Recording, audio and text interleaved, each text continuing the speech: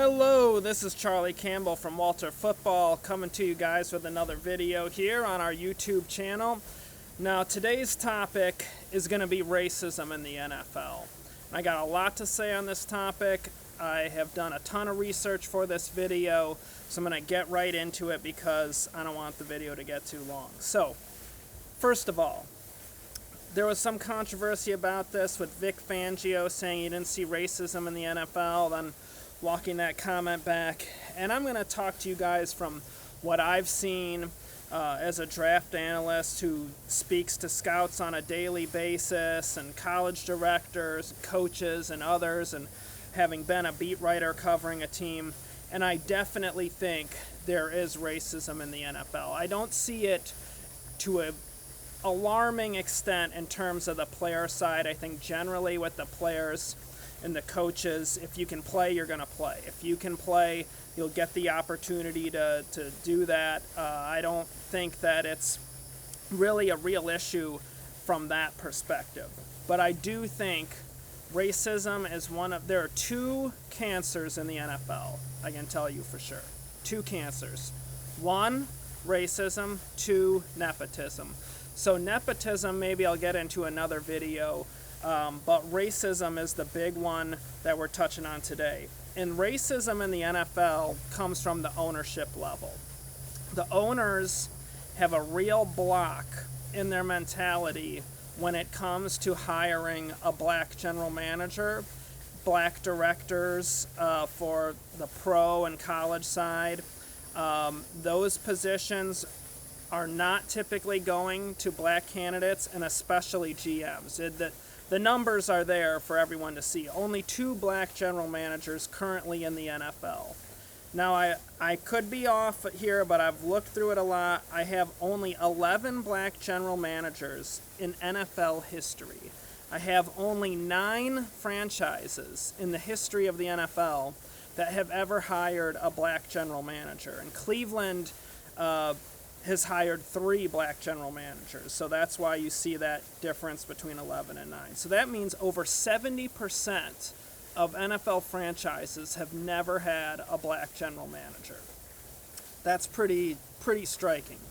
Now, as I said, you also see it in the lack of director positions, the lack of quarterback coaches, the lack of offensive coordinators.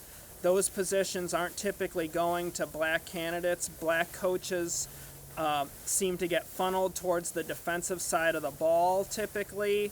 And the current rage in the NFL and to a large extent in college is hiring an offensive-minded head coach. So that is the beginning of today. Only 11 black general managers in NFL history, only 9 franchises have hired them. I mean, that's striking and that's terrible. Okay, so now the NFL has the Rooney Rule causing teams that they have to interview black candidates for a general manager position before they make a hire.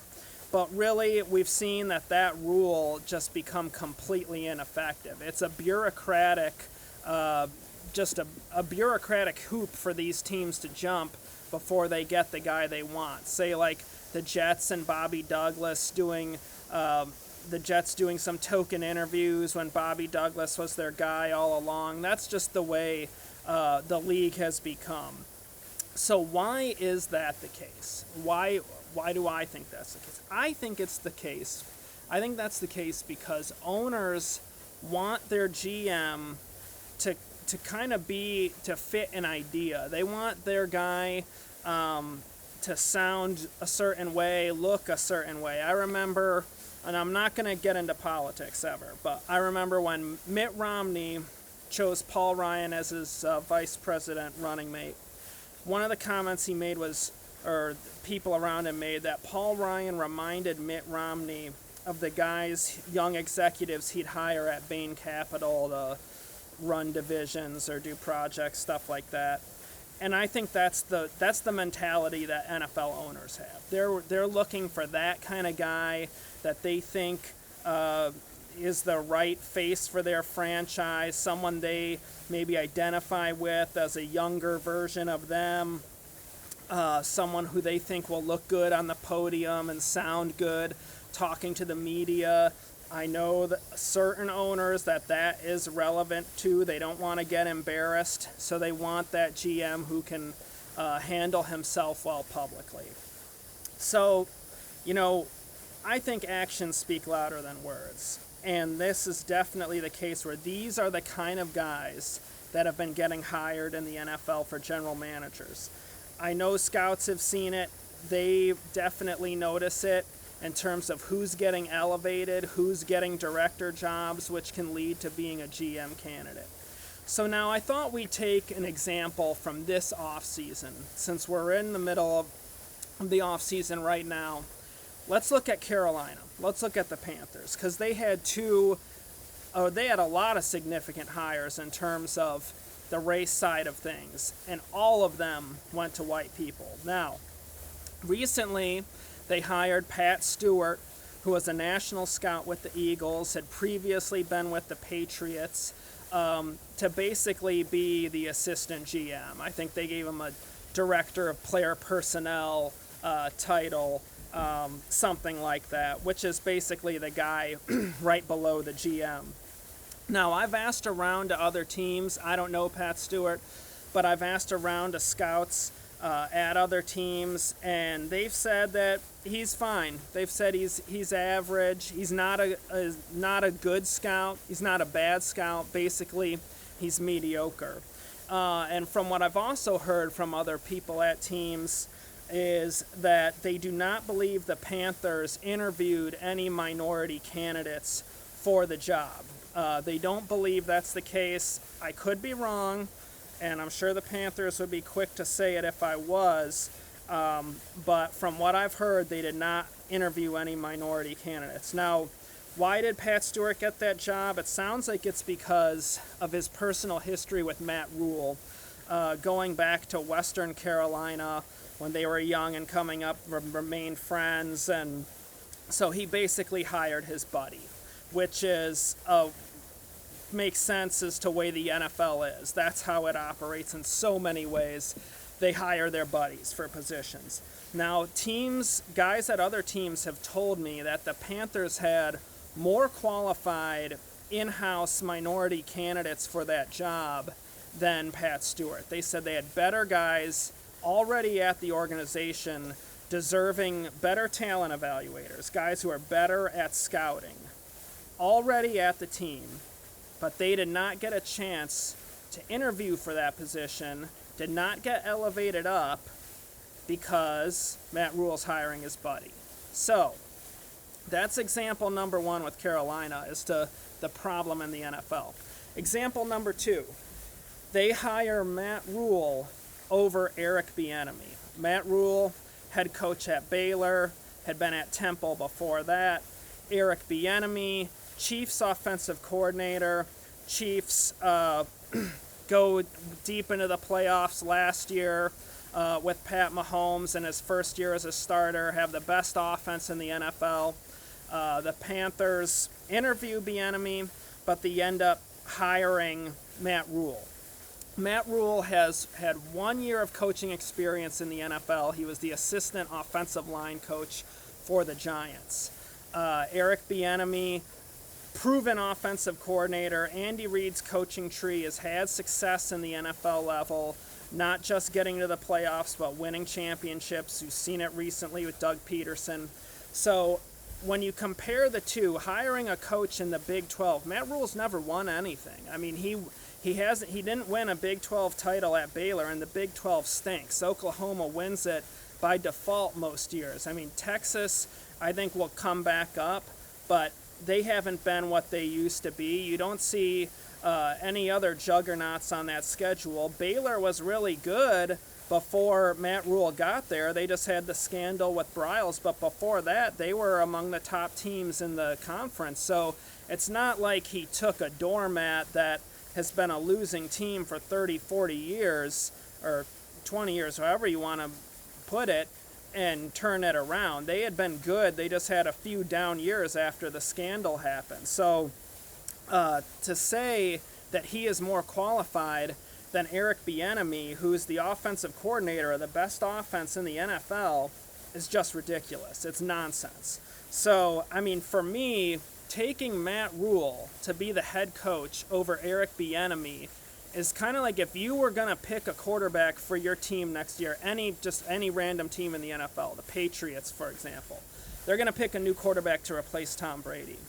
The Rule over Bieniemy is like the Patriots taking Sam Ehlinger, the quarterback at Texas, over Pat Mahomes, the quarterback who just won the Super Bowl. Because Sam Ehlinger has won some games in the Big 12, but he's never won anything significant. Pat Mahomes just won the Super Bowl. Eric Bieniemy just won the Super Bowl. When the Panthers made the hire, Bieniemy was in the playoffs, so they didn't know he was going to win the Super Bowl. But they could have waited. They could have waited the way the 49ers waited through the Super Bowl when Kyle Shanahan was with Atlanta, and then he becomes the head coach after the Super Bowl. Everyone knew it was happening, that Shanahan was going to get that job. So they could have done that, and they probably still could have hired Matt Rule if they wanted to take their time on it. But at any rate, there is no doubt about it. I mean, I've talked to a lot of people in the league. They think it's just completely one-sided. Eric Bieniemy, far more qualified for that job than Matt Rule was. So why did they do it? Now, Tepper, the Panthers owner, has talked about Matt Rule's ability to build a program and the sports science and recovery stuff and all of that. But he gave one quote that I thought was really telling and really relevant for this video and for the race issues in the NFL. This is what Tepper said about Matt Rule. He dresses like shit and sweats all over himself. He dresses like me, so I have to love the guy. I was a short order cook. He was a short order cook. Nobody gave him anything. Nobody gave me anything. He had to work hard for everything he got, end quote. Well, I guess Eric Bieniemy wasn't quite qualified because he doesn't sweat all over himself. He doesn't dress like David Tepper. He wasn't a short order cook. But I'm sure he had to work his ass off to have an NFL career that he did. So, anyways, that we'll cap the Panthers example there. But they're coordinators, offensive coordinator, defensive coordinator, both white guys. Their defensive coordinator was part of the 0-16 Lions defensive coach. So you have to see the pattern here with the NFL. It's a comfort thing. It's not an explicit, we're not going to hire a black guy kind of thing. It's just, like Tepper said, he reminded me of myself, basically. So that's their comfort zone. So that's why this is happening. Now, I ran all of this by a few GMs. I ran it by scouts, some directors. Nobody said I was wrong. Nobody disagreed with me. And they will. They'll tell me, no, Charlie, you're wrong on this. Especially when it comes to player grades, which helps me out a lot. They'll say, no, you're too high, you're too low. They'll tell me that all the time. Happens daily during draft season. None of them said I was wrong on this. Everybody the GMs were really cautious in how they responded to me, but they did not say I was wrong at all. So, I don't want to just highlight the negative here. I want to highlight some of the good. Dolphins, Browns, Chargers. Those are teams I've been told by people around the league are better with diversity. Obviously, the Browns have hired 3 black general managers, so it's nice to say something nice about the Haslams for a change. The Dolphins and Chargers both have more diversity on their staffs than most teams do. Now, on the negative side, I asked around for teams. What teams would you say there are problems with? And the teams that came back to me were the Patriots and the Texans. League people say there's race problems with New England and Houston. With New England, I think you look at the track record under Bill Belichick, he hasn't had many black coordinators. I think you're looking at Romeo Crennel, Brian Flores. They both became head coaches, but he's had a lot more other coordinators get head coaching jobs, and he's cycled through a lot of white guys there, especially on the front office side as well. I mean, they have a big front office tree, whether it's Scott Pioli, Thomas Dimitroff, John Robinson, Jason Light, Bob Quinn, all white guys, all GMs. Haven't seen them elevate and really help the talented black scouts that there are in the league to move up into that kind of opportunity. Now, another travesty in terms of race in the NFL is Rick Smith not being a general manager right now. The Texans let him go. Oh, and before I get into that, as far as the Texans on the race thing, there have been articles in the Houston media about that after Rick Smith was fired by Houston, that there was just a giant purge of the black staffers there with the Texans. There have been articles about that. The organization was worried about how that looked, but that's something that happened. And there's been other talk about Bill O'Brien having race issues, the stuff with DeAndre Hopkins. And I also heard just this past week the Texans PR staff was letting media know he was going to George Floyd's funeral, just getting that word out there. And so it seemed kind of fishy that they're trying to take advantage of the situation to improve O'Brien's image because it's so terrible in Houston these days, and around the league for that matter. Now, Rick Smith not being a general manager in the NFL, that's a travesty. That's just awful. I mean, this guy drafted Deshaun Watson with his last pick. He had a 10-year span, only team in the NFL that had a 10-year span without a first-round bust. So, I mean, he got Dwayne Brown, franchise left tackle, late in the first round. DeAndre Hopkins, late in the first round, best wide receiver in the NFL in that discussion. J.J. Watt, future Hall of Famer outside the top 10. Deshaun Watson, franchise quarterback on his way to a great career outside of the top 10. All kinds of other great picks, Brian Cushing, Kareem Jackson, Zach Cunningham, Bernard Rick McKinney, DJ Reader, Will Fuller's had his moments as well. So the fact that he is not a general manager, he built teams that went to the playoffs with Brian Hoyer and Brock Osweiler at quarterback. I think they won 9 games with Ryan Fitzpatrick as their starting quarterback. So the fact that he could build that kind of talent base, and there are garbage GMs in the NFL with jobs and he doesn't have a job, that's a problem. That is just wrong, because we've seen coaches get recycled over and over. We've seen good coaches get another shot. Andy Reid was quickly swooped up by the Chiefs. Ron Rivera quickly swooped up by the Redskins. That should have happened with Rick Smith, because he's a lot better general manager than a ton of guys in the NFL right now. So this video is running kind of long, so I'm going to jump ahead here. Solutions. I am not the kind of person that offers criticism without offering a solution. So I'm going to give some solutions here to this issue that I believe will help kind of, I think it has to be something where it gets through to the ownership that in order for this change to happen and guys to get these jobs based on their qualifications and how good they are as talent evaluators and not fitting the comfort zone of the owners, I think the incentive has to be bold. I think it has to be something that affects wins and losses to really get through to these guys. So I think the NFL was on the right track with the draft pick compensation, but I think it needs to be bolder. I think that if a team hires a black GM and he's still on the job maybe 2 years later, they get a comp first-round pick. They get the 33rd overall pick in the draft. Let's say there's 2 teams that have the same, guys. It can be a coin flip. If you have like 3 or 4 teams, you can just do it in terms of seniority. Who's been there the longest gets the higher spot.